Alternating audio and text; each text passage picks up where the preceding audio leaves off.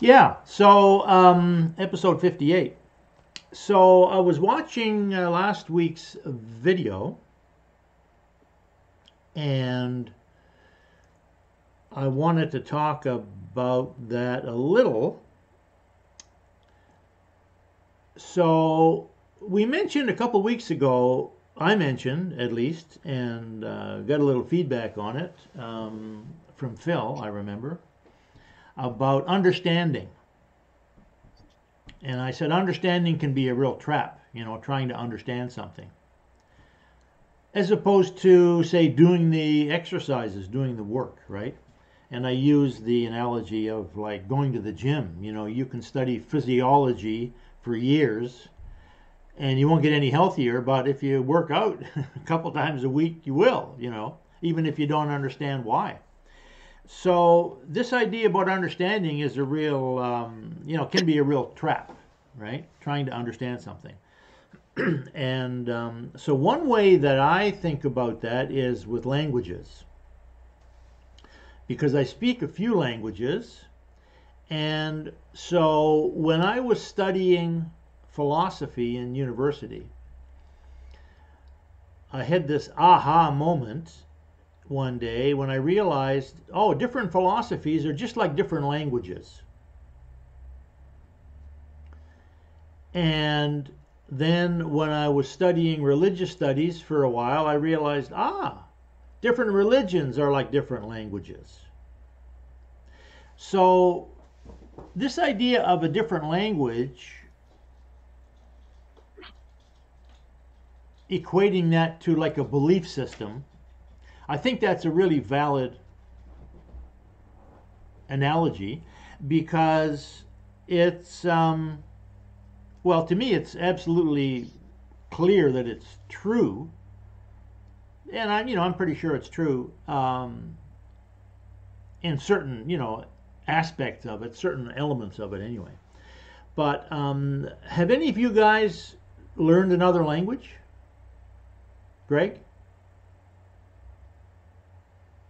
I know a little bit of Latin. I did not. I was not particularly great at languages. I had trouble because think if I had started earlier, but my mind does not map that well. Memory is a big problem. I took Spanish in college, for example, and I found it very good. Now I went in Spanish one, and everybody was speaking in Spanish already. It seemed to me, or a lot of the people were already Spanish-speaking people. So it took a lot of time. So I ended up leaving that. But long story short, I know a little bit of Latin from high school, which I took, which was pretty difficult actually. Um, and I don't know why that is, but it's fairly difficult. I noticed it with my children too.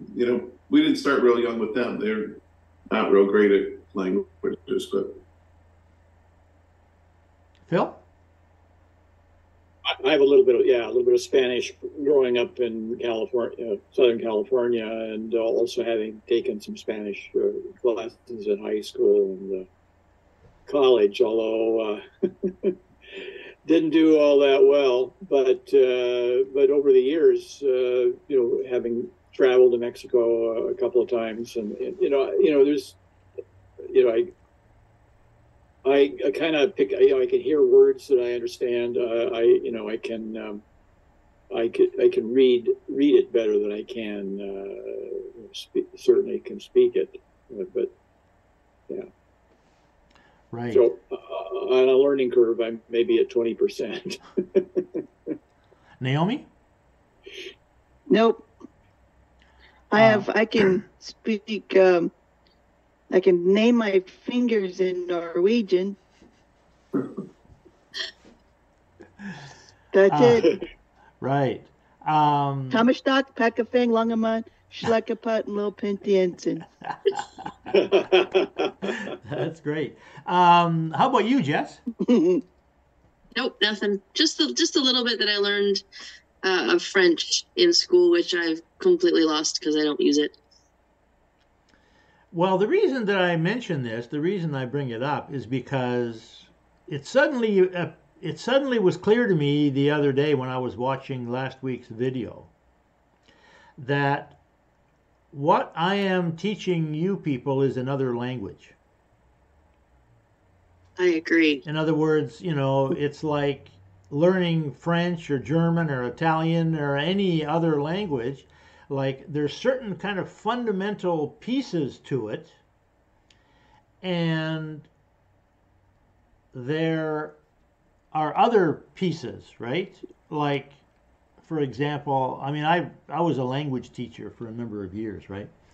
And I studied Latin. I studied Latin for 12 years when I was in Catholic school, which I hated, but I learned a lot of it. And ever since then, I've really appreciated the fact that I learned it, because there's a French expression that says, well, in French, it's un homme qui parle deux langues, c'est deux hommes, which means a person who speaks two languages is two people. And it's actually true, because when even if you just know a little bit, Phil, a little bit of Spanish, if you see something written in Spanish, your mind kind of goes, oh, hey, I know what that is. And your mind kind of goes to a different place for a second, right? Mm-hmm. You sort of go, oh, that's, and then so if you see the word, you kind of get two different pictures in your mind, maybe, or two different words in your head. Oh, that's this or it's that, right? And so it occurred to me that when I was watching the video from last week, that it's like if you don't get the fundamental piece of the language, then you're not going to understand the language, right? So, of course, different languages are different. When I was learning Mandarin, I was 58 when I went to China. And like Greg said a minute ago, as an adult, it's very difficult to learn a new language. Certainly it's difficult to learn a tonal language like Mandarin, where you say a word with a little different tone and it means something completely different. English is not a tonal language, but there are lots of tonal languages in the world. As a matter of fact, I was surprised to find out that the majority of languages in the world are tonal. Now, when you're born, you have all these neurons in your brain, some of which are designed to distinguish very fine discriminations in tone. Because if you're born in China, for example, or if you're taken to China as a 1-year-old or 2-year-old or something, right? Well, you will learn Mandarin just like lickety-split, it won't take any time. You'll just absorb it, We have a friend, she's Chinese. She's a friend of my wife's. So she speaks Mandarin. Her husband's Korean, right? He speaks Korean. And of course, they go to school. They're in grade 1, grade 2 now or something, grade 3. And of course, they learn English, right? So these kids, they can switch back. English, Korean, Chinese, no sweat. They probably don't even realize what it is, And so now there's another characteristic of people who speak more than one language, like my wife and I, for example, right? She speaks English and Mandarin, of course, and I speak English, and Fei Cheng Yidiar Mandarin, just a little bit, But what happens with people that speak more than one language, and if they live together or they hang out together, like in a family, what happens is they develop their own language. They develop like a third language, which is a combination of the two. Which makes sense, right? Because, you have certain words that are, they come to the mind quicker than other words, and if, whatever language it is, you use it, right? For example, in Mandarin, I want to go, you say, 我要去. I want, 我 is I, and then 要 is want, and then 去 is go, right? So now, if anybody's watching this and they speak Mandarin, they're going to say, "Man, this guy his accent is terrible," because I'm sure it is. You know, I'm sure it is. But nevertheless, you know. So if I want to say to my wife, you know, I want to go downtown, I'll say, "我要去 downtown," because I don't know how to say downtown in Chinese. I never learned how to say downtown, right? Because I didn't need it. Because after I said it a couple of times, my wife understood what downtown meant. So then she'll often say to me, you know, 我要去 downtown, right? Mhm. And so I don't know the Chinese word for downtown. And so this is very common, right? For people who live together and speak the same languages. They use different parts of the language, you know, and I'm sure all of you guys have experienced this, right? Like when I was growing up, my best friend in high school was a guy named Carl Steiner. Well, he spoke German. And so one of the reasons why I was interested in German is because I used to hang around with him a lot, and I just loved the fact that they spoke German at home. But what I noticed was when they were speaking in German, a few of the words were English. So that phenomenon, you know, where people use whatever word happens to come to mind, and of course, after you use it a few times, then you don't need to use the other word because the person understands you, right? So that's why, like, I never learned how to say downtown in Chinese because I didn't have to. My wife understood downtown, right? So how that applies to us is that I have a different way of understanding what the words mean when I'm talking about mental time travel. You know, for example, I say, you know, the imagination, right? Well, to me, the imagination is a connection. It's a pipeline. It's like a phone call, or it's like a Zoom call like this. You know, we're all connected, right? So to most people, they think of the imagination as a screen.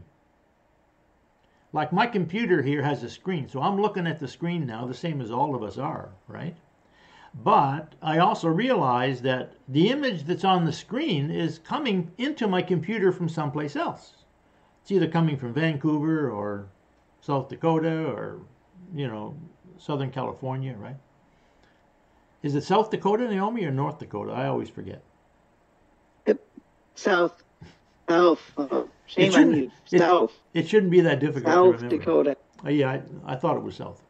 So when I talk about the imagination, that's what I'm thinking of. I'm thinking of this pipeline. I'm thinking of this connection, right?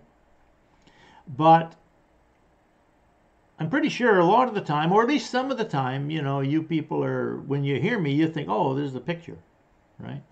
So I mean connection, and you're thinking, oh, it's a picture. So that's different, right? Different meaning. So sometimes, and Greg and I talked about this quite a bit in the last couple of sessions, about he realized watching the videos that he thought he understood what I was talking about, and then he watched it again and he realized, oh, I didn't understand what he was saying. I understood it a different way. Remember that, Greg? You know, we had that conversation, right? So that's sort of the theme, or at least one of the things I wanted to talk about today, was this idea that, you know, until you make the switch and you can, you know, learn the other language in a sense, right?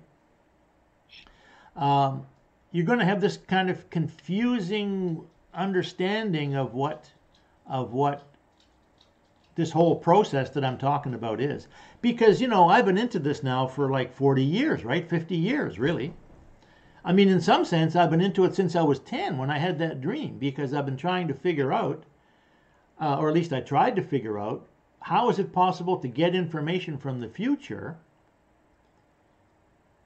Because that's what happened to me. That's what I thought when I had that dream. And I still think that. I got information from the future. Well, now I can explain it because I spent 20 years and altogether more than 20 years, but it took me 20 years to come up with this model, that thinking is making a connection, memory is making a connection. When you set a goal, you're making a connection. And I think a lot of people don't get that. They don't get the idea that, when you set a goal, you're actually connecting to your future self in a different reality. Right? It's like when I make a connection, if I phone Greg, I'm making a connection to a different place through my phone line, right? So,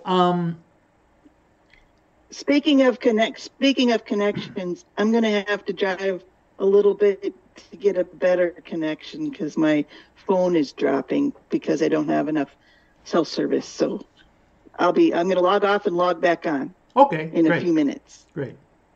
So. Yeah. So, and I understand it's tricky, right? Like, for example, with me not ever learning the word for downtown in Chinese because I didn't have to, what I realize with me, and also with you guys, I'm sure, because you're just learning this new language, right? This language of mental time travel, right? So the word that most people use for mental time travel is thinking. So every thought is an instance of mental time travel. That's what I've finally realized after 50, 60 years of learning this new language, of mental time travel, right? That what we call thinking is mental time travel. So every thought you have is your mind connecting to a different reality. So this would be, a thought might be about something in the past. So in that instant, I've traveled back into the past. But then I maybe have a feeling about how that makes me feel in the present, either like a regret or pride. And then maybe I might have it might also shift to, well, I learned something back then, or I'm realizing it now, and I'm setting a goal, to deal with that. And then I'm traveling into the future, maybe having a thought about how I'll feel if I accomplish that goal that relates to my present and to my past. Is that a kind of a way of you got it? That's it. That yeah, that's it. Now there's a couple of subtleties with that, but that's it basically, right? So this was my big insight that changed my life. In 1980, I realized when I'm remembering the past or when I'm thinking of the future, it's the same thing. Right? It's the same process. It's the process of mental time travel. So I'll just give you one bit of feedback, Phil. I mean, you got the the general thing, right? Now, when you read my book, which I highly recommend, or you think about it, which I also recommend, one of the difficulties in writing that book, I'm talking about Mind, Time, and Power, right? It took me 20 years to write that book. And in the meantime, I went to university and spent 5 years getting a degree in linguistics and, religious studies and Asian studies and language, right? Was because the language to describe what I was trying to describe didn't exist.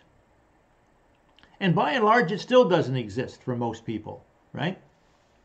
So I had to develop a new language to describe what it was I was trying to describe in my book.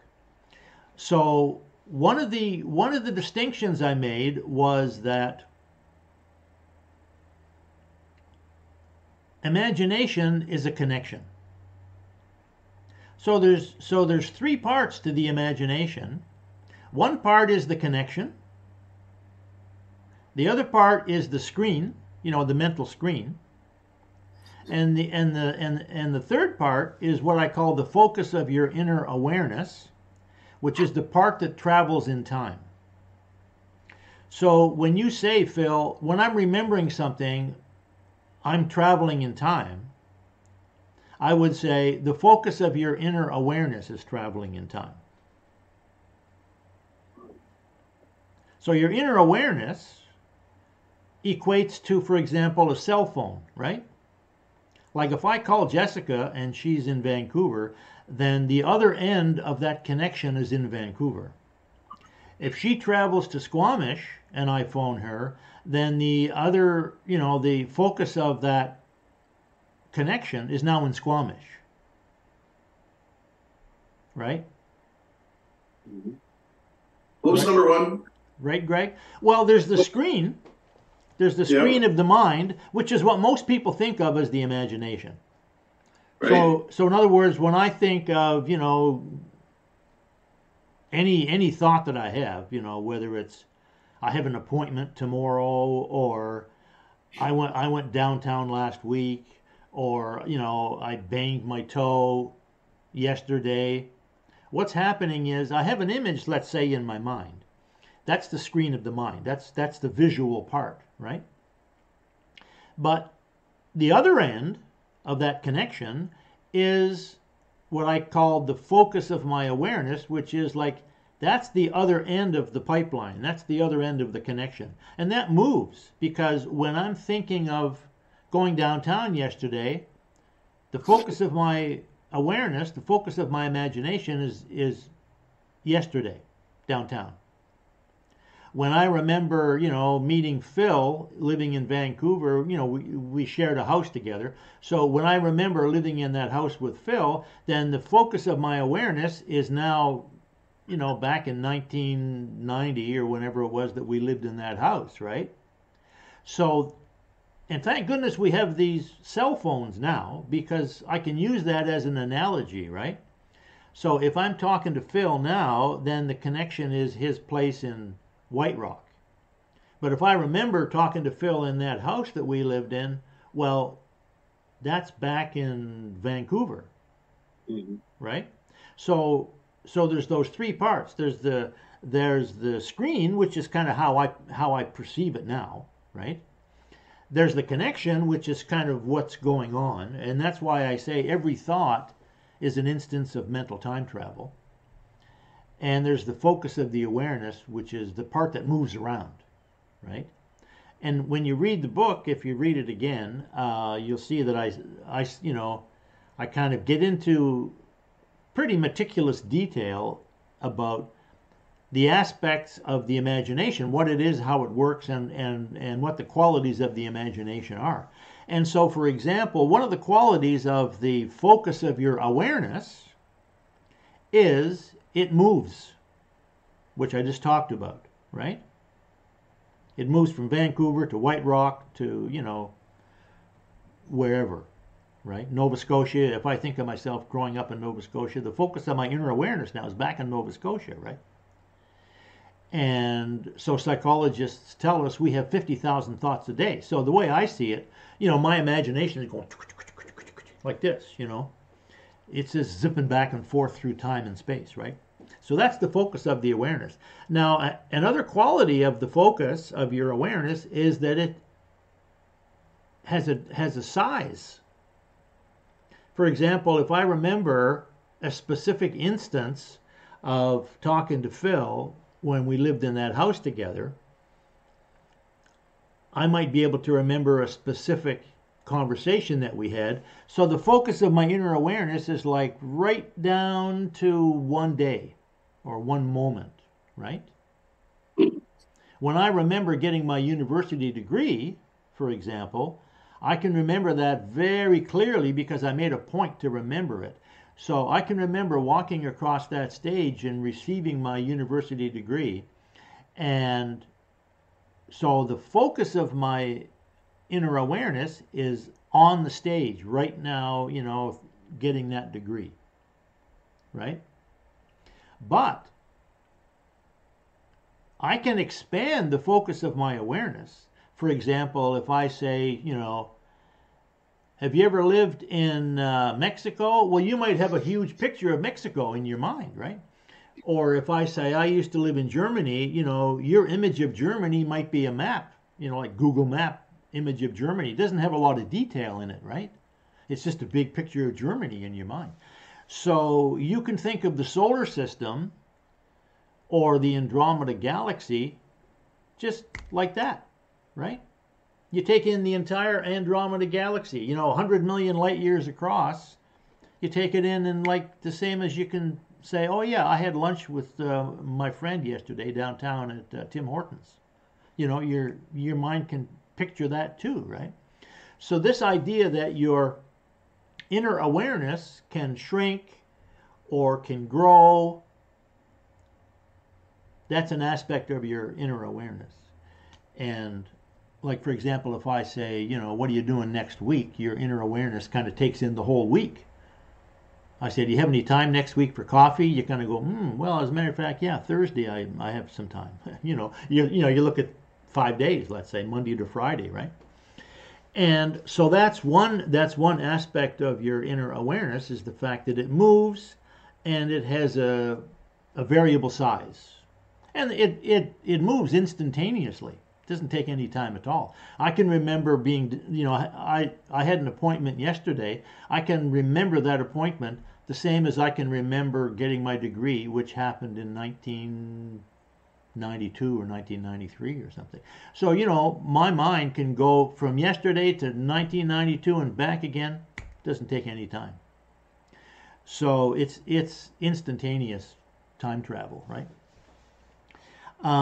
So since we're talking about the inner awareness, it's got a few other characteristics to it. One of them is it's got filters, right? Like if I say, can you remember, what was the color of your last car, Well, you might remember, I had this kind of rust-colored car, this orange car when I lived in Vancouver. I can picture that, right? But if I remember watching a TV show, like Greg was just talking about watching This Is Us on TV, well, you might remember the sound of somebody's voice, or you might remember the theme song of that show. So you can pick up images, sounds, and feelings. Like Phil was talking about a minute ago, if I remember a past success, I get the feeling back, I get the pride back, right? The same as this connection that we're sharing today. We got images, we got sounds, because it's coming through the computer, right? And if somebody tells a joke or something and we laugh, then that emotion is going to be a part of that memory, right? So yeah, so that's the imagination, right? Part of it is in our head, it's in the now, at least. And I'm not sure if it's in our head or not, but it's in the now. And the other part is in some other time or space, and it could be picking up 100 million years image, or it could be picking up, I saw a picture yesterday of like a fly. It wasn't a fly, it was some kind of a grasshopper or something, but it was like a close-up of his head. Well, I can remember that, right? So my inner awareness can do that too. It can focus right down to like the head of a pin,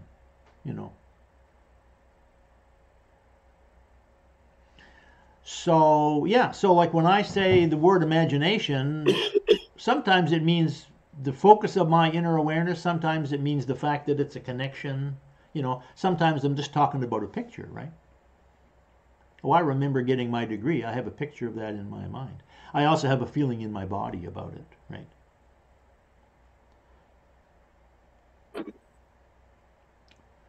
So yeah, so like I say, this is kind of like a language, right? So this idea that you have the imagination is a connection. It has this end. It's got the other end. The other end moves. It can shrink. It can zip around in time instantaneously, and it can pick up different senses. The inner senses work through the imagination, right? So you can remember smells, tastes, as well as feelings and emotions, right? Any comments on that?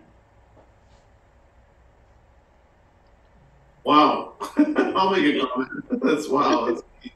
That's pretty deep. I mean, it makes me think of a sixth sense. Like there's five senses that we have that bring inputs into our brain, and you think of that. This idea is the sixth one is the thinking or the imagination. Well, there's And, not six, there's 10.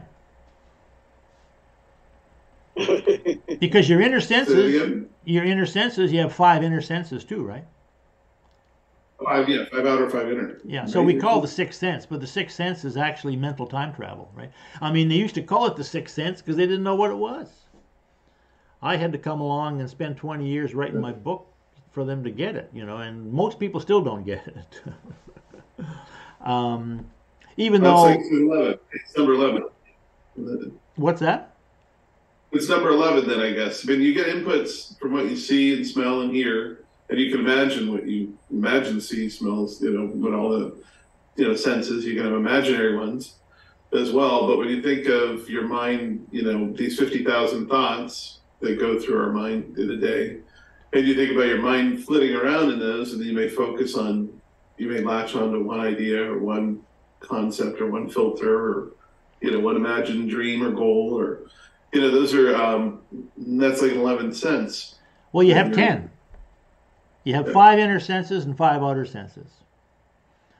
And yeah, but your imagination is not any of those, right? oh, absolutely. Your imagination uses all of them. Well, your imagination uses 5 inner senses. I guess if you're seeing a goal, I mean, if you're seeing a goal or you're seeing something that hasn't happened, an imagined place or time or scenario, what is that? I guess you're saying you're seeing it, so that's one of the Yep, the your seeing inner ones? senses. Yep, it's your inner senses. So when Stephen King is writing a book, what he does is he creates a couple of characters in a scenario, and he puts the characters into this situation, and then he just lets them go. And he watches what they do, and he describes what he hears and what he sees and the emotions that these people are feeling. All of that's inner senses, right? So all creativity comes through the inner senses. So it comes through the imagination. So when Paul McCartney hears a melody in his head and writes it down, he's using his inner senses. Now, because until Anthony Hamilton came along, as far as I know, I'm the only one that describes this like this. And that's why people write to me and they say, your book changed my life, it blew my mind. Other people write to me and they say, you're full of it. It just doesn't make any sense, right? Because it's like I'm speaking Chinese to them. But so like I speak a little bit of Mandarin, right? But I know very little about Chinese culture. So, for example, I can ask somebody, what's this word mean, right? And they can say, oh, this means this. And I can say, oh, yeah, well, that sounds just the same as that word. Oh, yeah, well, it sounds the same, but it's got a different character, right? It means something totally different, right? I mean, English is like this too, right? You get a word like you, it could be a sheep, right? Yeah. So I'm just responding to Greg's comment here. So basically what I'm saying is that what they used to call the sixth sense, I call the inner senses. And it has all kinds of different aspects and different uses, naturally, because it's thinking, right? Thinking is using the inner senses. Using the inner senses is inner time travel, mental time travel. That's what I'm saying. This is how I describe it. So, like when you're remembering what you had for dinner last night, you're using exactly the same ability, the same skill that Stephen King is using when he's writing a book. Now, of course, he's been writing for decades. So his ability to use his imagination is, I would say, superior to yours. The same as Paul McCartney's ability to play a guitar is superior to mine. I can play guitar too, but I can't play it like he does. So the more you use these skills and the more you use these abilities, then the better and the better and the better you get at it, right? So somebody can say something to me in Chinese and I can understand the word, but I don't understand all the implications behind it, right? So that's kind of the point I'm trying to make here, is that you can go, oh yeah, imagination, connection, kind of like a cell phone. Yeah, okay, I get that. But that's just like scratching the surface. There's more to it than that. So, anything else? Any comments? Any feedback? Yeah, Jess? Okay, so I'm hoping this might take us down a different rabbit hole, but so when you're talking about our inner senses and using our imagination to like reframe our past and move into the future and start creating that future that we want, you talked also about filters, right? So we have these unconscious filters that we're bringing all this information through, and it kind of limits us based on our experiences and how we categorize things. Would you agree with that? Yes, except I wouldn't necessarily say it's limiting. Okay, so this is It what limits- I wanted to ask. So yeah. how do I get past those limits that I think I have when I am, now I have this foundation, I understand, I have this connection, now I want to use it to my best possible way, right? Right. So I want to be able to move past, sort of recognize some of the limits, the beliefs, the shit that I'm hanging on to, so that I can move into that bigger future that I want. So I would love suggestions on that. Right. Well, that's basically what we've been talking about for the last 58 weeks, right? Right. Essentially, what it comes down to is using the workbook and thinking. That's the value of using the journal and the workbook, because so when you say a filter, you said limitation. Well, of course, some of them are limitations, right? Mm-hmm. And but a filter is just a filter. Like if I put sunglasses on, then I can't. Everything in the room looks different. I won't be able to accurately distinguish the colors of a painting or something if I have a pair of sunglasses on, right? Right, exactly. So that's kind of what a filter does, right? It filters out certain things and it filters in certain things. So, for example, Yes. if I say to you, think of a dog, right? Well, you're going to have an image of a dog.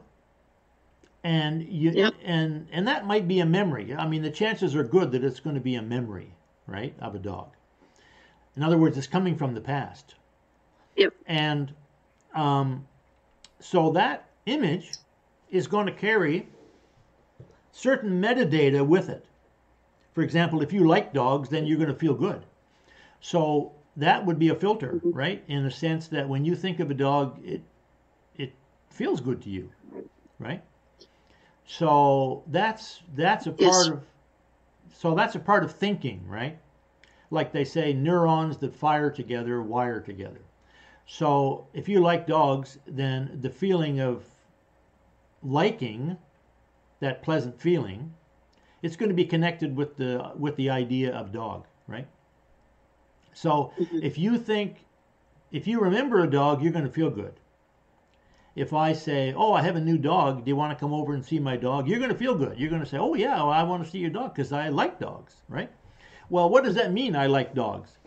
What it means is, oh, I have good associations with, I have good feeling associations with the idea of dog, right? But the thing is, if you don't like dogs, if you hate dogs, if you got bitten by a dog when you were young and you're afraid of dogs, and every time you think of a dog, all you see is this big jaws and big teeth, right? Then you're going to have negative associations. And if I say to you, do you like dogs? You're going to go, no, I don't like dogs, right? So if I say to you, hey, I just got a new dog. Do you want to come over to my place and meet my dog? You're going to say, no, because I don't like being around dogs, right? Right. So Yep. there's a filter. Yes. It's like that association that you have with dog is going to perhaps change your behavior. You're going to decide, no, I'm not going to come over to your house and meet your dog. But if I say to you, well, he's only 2 weeks old, you're going to go, oh, hey, okay, I'll come over because I love puppies, right? You don't have the same association with with a puppy dog, right? So getting rid of these filters, and it's a great question that you asked. This, in a sense, is kind of an ongoing process, right? It's like, number one, figuring out when I'm thinking of this thing, how do I feel about it? Mm-hmm. If I feel like applying for a job, or if I feel like calling a prospect on the phone, or if I feel like talking to somebody about maybe hiring me or joining my downline, right, in my business, how do I feel about that? Well, if you feel good about it and you feel positive and you feel happy and you feel loving and you feel great, then that's fine. Don't mess with it, right? But if you feel afraid or you feel intimidated or you're anticipating rejection or you're feeling very uncomfortable because, people don't like talking to salespeople and, I always feel kind of slimy when I'm talking to a new person, well, then there's a filter in there that you want to get rid of because either you want to get rid of it or you want to change jobs, because so if it's something that you want to do, but you don't like to do it, then you need to change the filter, right? Mm-hmm. So there's several ways that you can do that, and we've talked about them, various times over the last year. One of them would be to change the picture, right? Mm-hmm. So, for example, I mentioned this already. I'll say it again, and when I say it, you're going to go, "Oh, now I get it. Now I understand what you're saying." When I gave the example of first learning to speak in public, I used to stutter so badly I was terrified. I didn't want to make a fool of myself, right? So you remember I said what I used to do was I would pretend that my daughter was in the audience. And I would talk to her. Because when I talked to her, I had such good associations, I felt great talking to her. I love her, I'm proud of her, I'm happy when I think about her, So there's an example, right? Change the picture that you have in your mind. So if you're intimidated talking to a potential prospect or a suspect, as they call it, that's potential prospect. Everybody's a suspect, right? Then change the picture. Pretend you're talking to your son, your daughter, your best friend. Pretend you're talking to a 12-year-old kid. It'll change your voice tone right away. So that's one way you can do it. And this is one of the values of the past successes list. Because if you, for example, if you say, okay, I got this thing that I'm doing that I don't feel good about, what I would do is say, was there a time in your past when you did that, or something like that you do feel good about? And if you're lucky, you might be able to remember it and go, yeah, well, as a matter of fact, I did that once when I was in grade 8, with my best friend, and it was really fun. I would say, okay, pretend that you're doing that again with your best friend, right? So that's one way to do it, is just trick your mind. Just tell your mind, okay, I'm going to change the picture. I'm going to pretend I'm talking to my daughter or my best friend when I'm talking to this new person who I, want to meet, right? Mm-hmm. So that's one way to do it. Just, pretend you're in a different situation.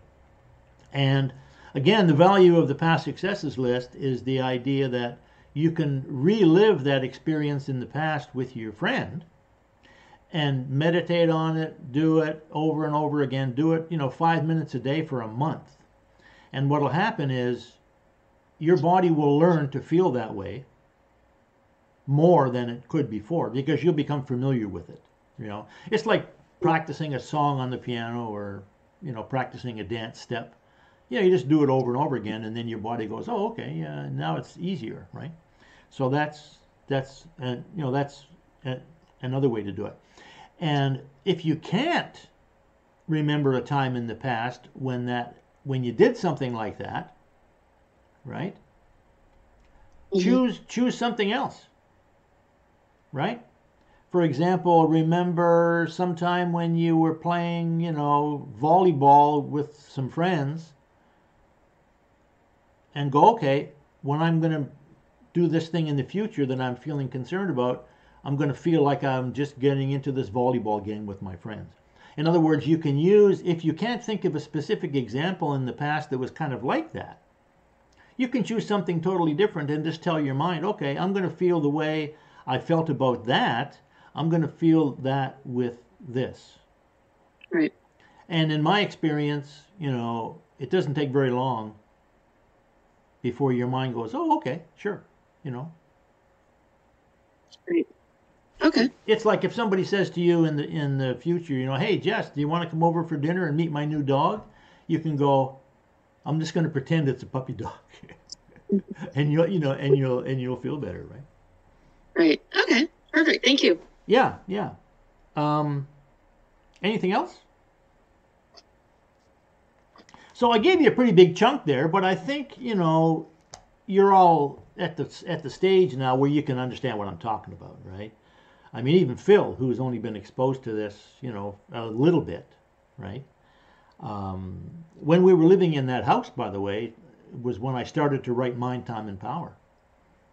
Right. So that's when I sort of had all the pieces together. I was thinking about it for like 10 years or so at that point. And it was kind of like, okay, the imagination and mental time travel and inner senses and inner awareness and, all the pieces kind of came together. Well, actually, I'd like to share something about this.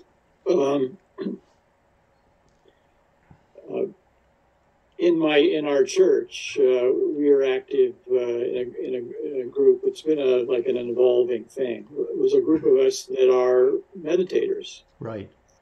And some of us have backgrounds, experience, and other methodologies of meditation.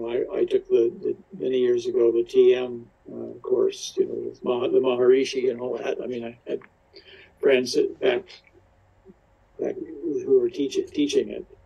Didn't really get very active, in that group, but I did use that meditation technique occasionally when I wanted to relax my mind, and I got some benefit from that. Bring it forward to this group in our church. We've used a book called Into the Silent Land, which is the focus of a elderly Catholic priest who talks about Christian contemplation, and which is just another word for meditation, but with sort of just stylistic. And in that book, the conversation is about the small self or the ego. That's the active part of our minds is a conversation that's going on constantly, 50,000 thoughts a day. And when you're wanting to meditate and to connect, with your inner higher power, or whatever you want to call it, God, your higher self.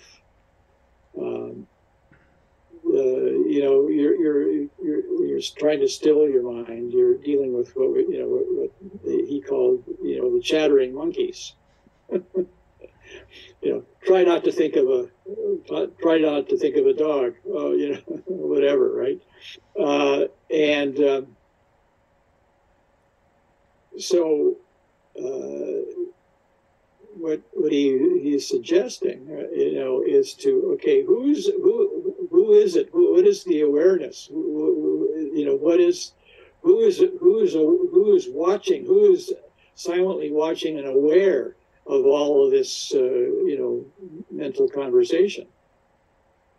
And kind of turn the camera around, and and tune into that, and that is part of the process of going deeper.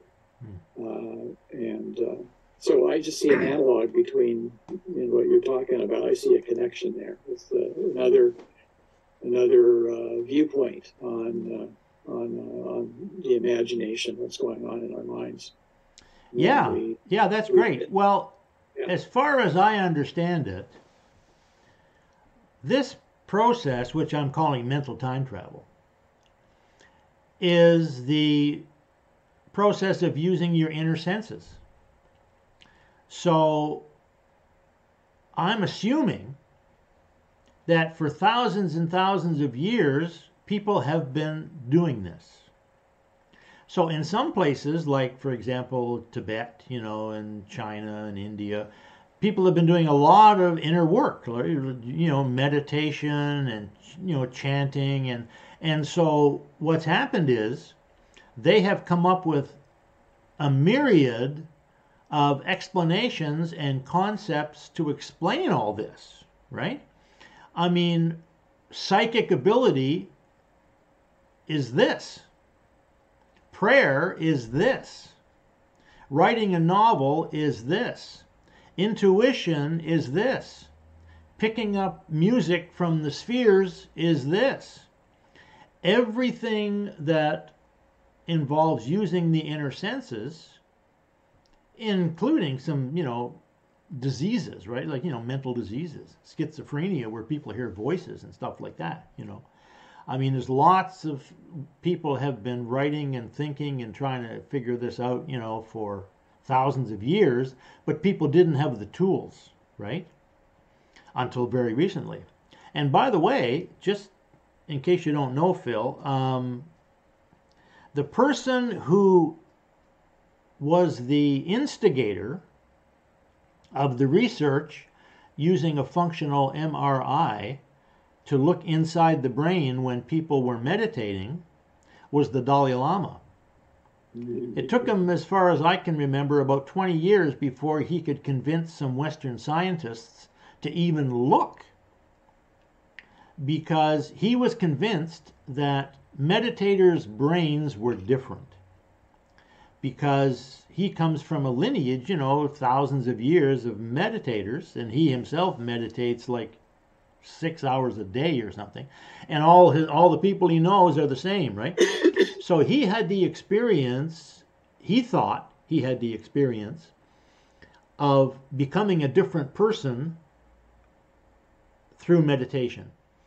And he believed that meditators' brains were different. Well, when he first approached some Western psychologists and scientists with this idea of using a functional MRI to look inside the brain to see if there were differences in meditators' brains, the scientists thought he was out of his mind, because they knew no kind of thinking is going to change the brain, right?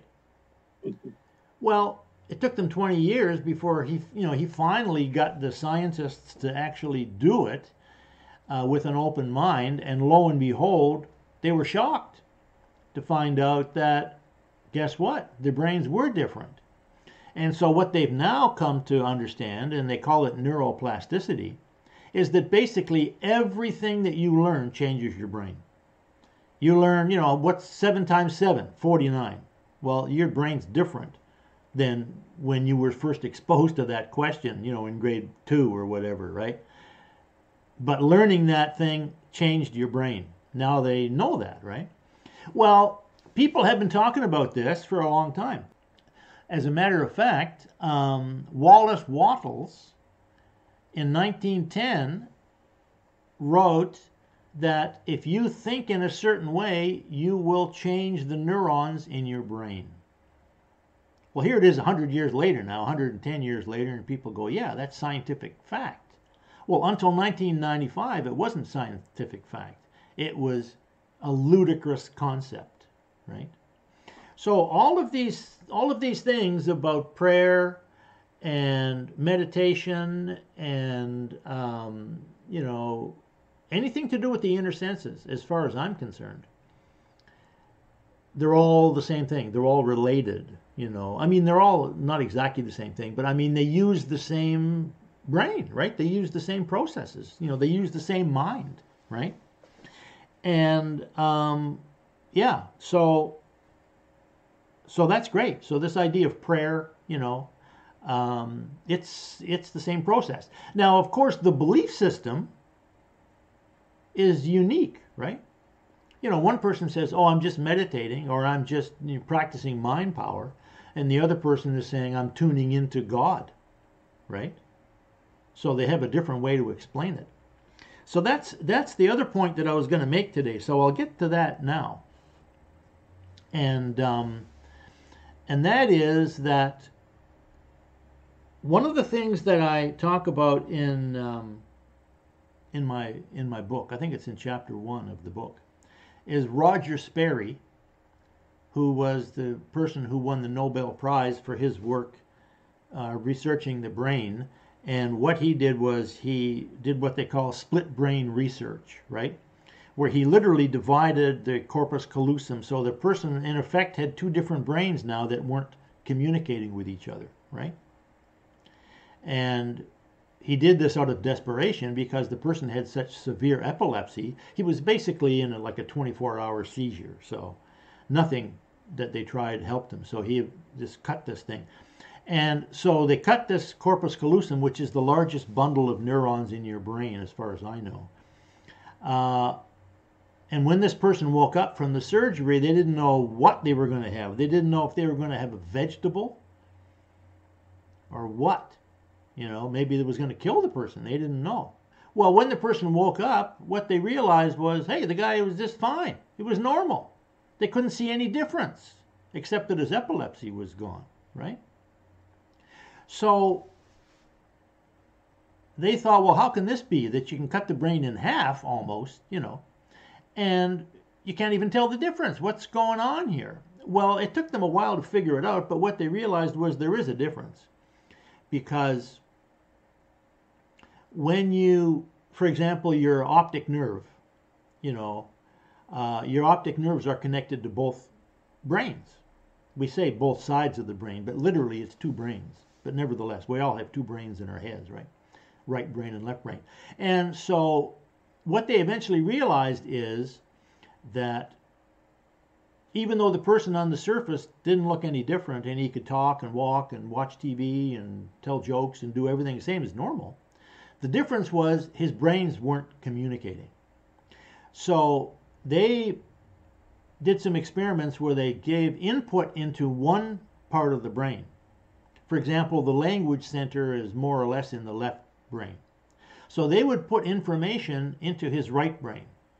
They would show a picture, but only to his right brain. And they would ask him to talk about the picture. He couldn't talk about it because the left brain didn't know what it was. But he could draw a picture of it. He could say, well, I don't know, but you know, they would say, well, can you draw a picture? And he could draw a picture of what they had put in his right brain. So his right brain knew, but the left brain didn't. I mean, literally, the right hand didn't know what the left hand was doing, right? But what they found was that they could flash a picture to his right brain of a person walking through a door, for example. Well, that information was in this guy's brain. And so he thought, oh, I have to get up and leave the room now. So he would get up and he would walk out of the room. And the doctors say, hey, what are you doing?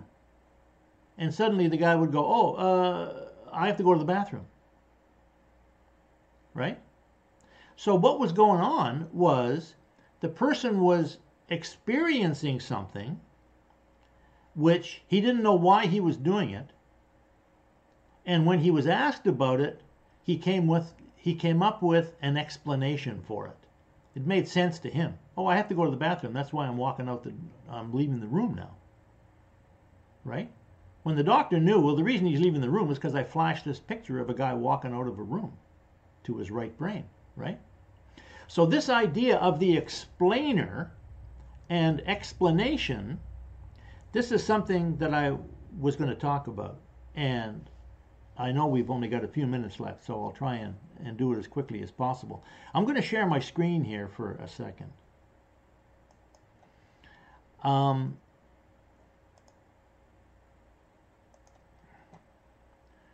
So you can see this, I believe, right? That episode 58. Yep.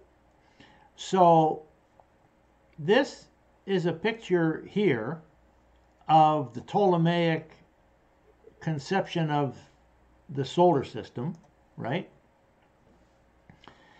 And what it shows here is the Earth in the middle, and then there's something going around, and then there's another little body going around that in what's called an epicycle. Can you see that? Yep. So here's a machine. So here's the Ptolemaic description of the solar system, right? With on the left there, with all these epicycles.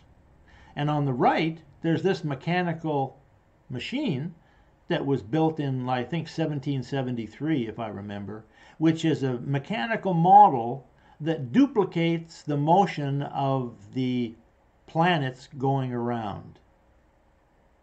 See all those epicycles there? Gears and within gears, within gears, within gears. Right? Yep.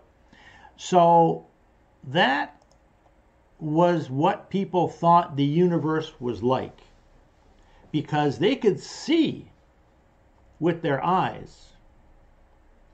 If I watch Mars against the background of stars, I can see that Mars is going around the sky.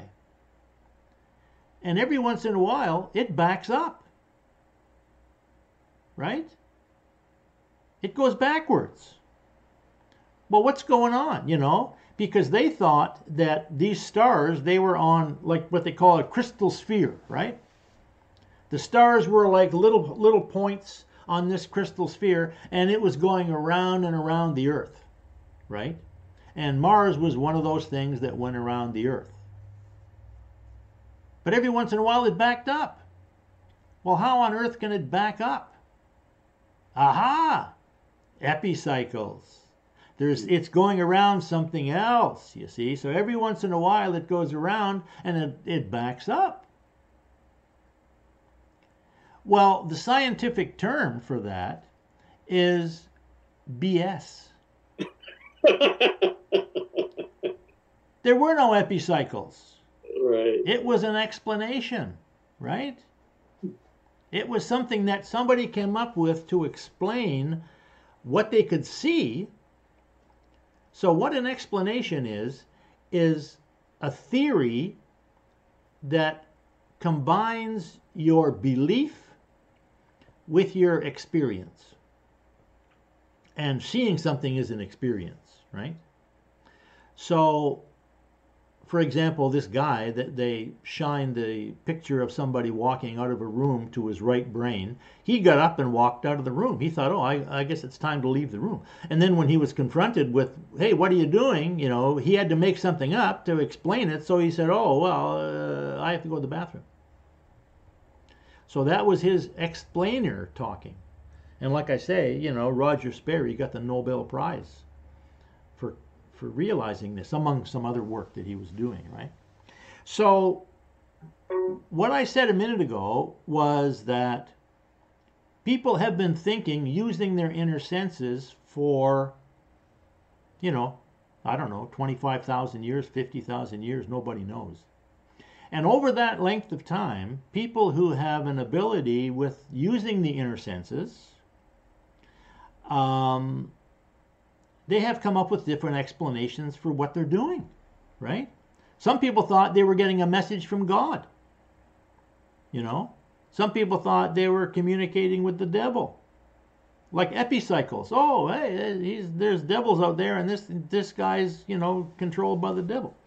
So this model of the physical world, I call it Newtonian mechanics, but it's a little more complicated than that. But nevertheless, that was the model for psychology.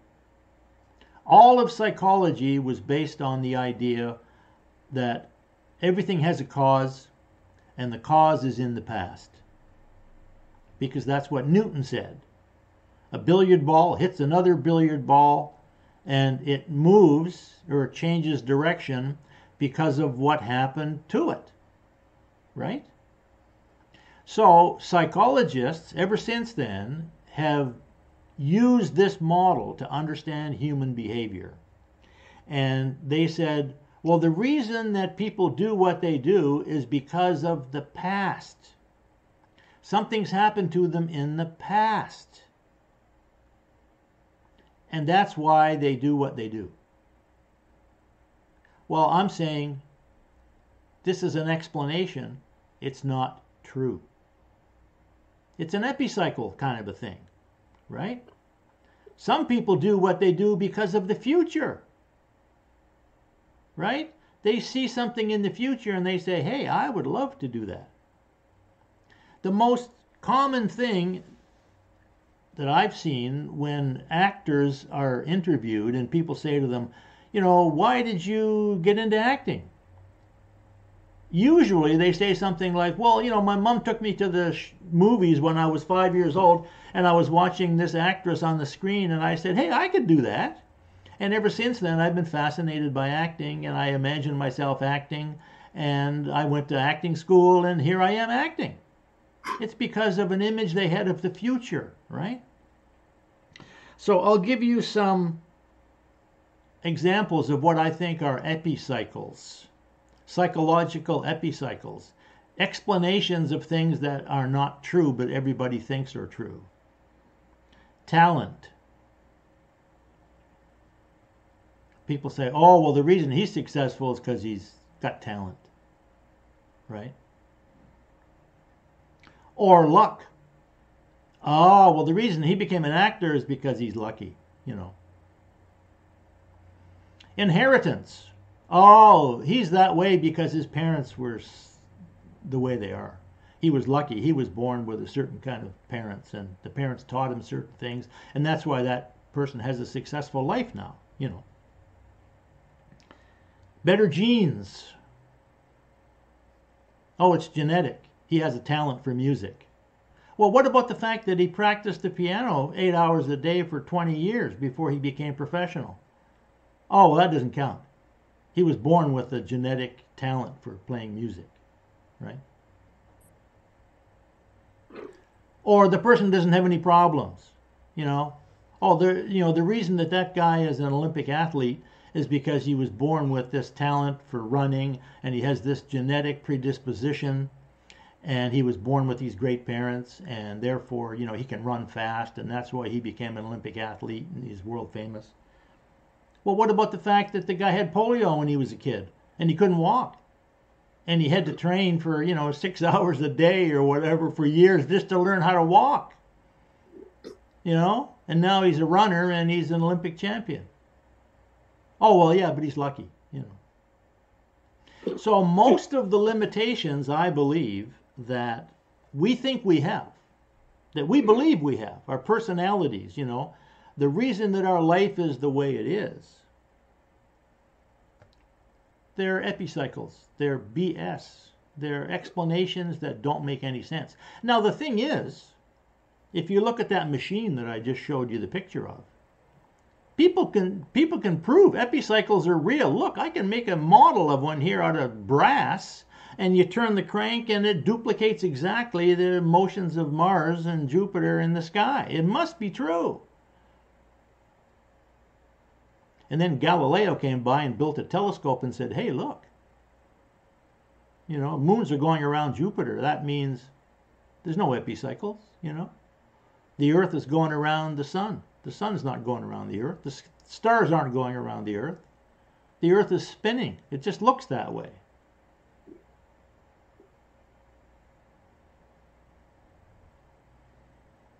So I believe that you have everything you need to change your life today. Change your past, change your present, change your future. You have the ability to do it. You don't need better parents. You don't need better genes. You don't need more talent. You don't need more luck. What you need to do is you need to use your inner senses.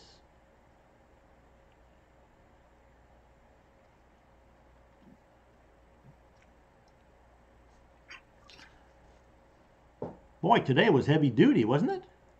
Yeah, it's good. Woo. Wow. Glad Telus didn't call me. Now I got to go call them. So, like I say, I can appreciate the fact that, I'm speaking a language now, and I have, like, in a sense, when my wife speaks Chinese, what she carries with it is all this Chinese culture from her, family and history and living in China, for her whole life. So when she uses a Chinese expression, it has layers and layers and layers of meaning to it that I don't have any clue about, right? So I understand that in some ways it's kind of like that with me too. I've been focused on this idea here since I was 10, since I had that dream and I saw myself in the future 20 years later, and I spent 20 years trying to figure it out. And now I've been spending, close to 50 years talking about it to people. So I've got, 65 years or something of thinking about this, meditating on it, so I understand that some of what I say is going to strike you as being like really out there. But to me, it's a better model. It's a better model of how we work as humans. It's a better model of what thinking is. Because we can all think. We all have the same tools. We have the same brain. We have the same imagination. We have the same ability, People can change their lives. And of course, people do it all the time, right? People come out of prison and then, they change their life and they become a minister or they, whatever they do, right?